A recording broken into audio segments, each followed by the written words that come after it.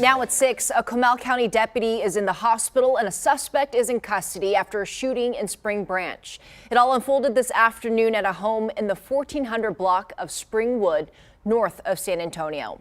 That's where we find Hill Country reporter Leah Durain live tonight. And Leah, do we know why the suspect pulled the trigger?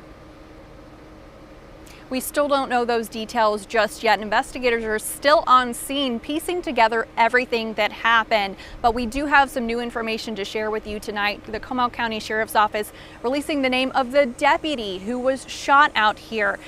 We're told that a crew of deputies were trying to serve a warrant at a home here in Spring Branch when the suspect opened fire, and the Sheriff's Office has identified the deputy who was hit as Deputy Luna. We're told that he was flown to University Hospital for treatment. He is in surgery right now for a non-life-threatening wound. Sheriff's Office also shared some more background about Deputy Luna with us.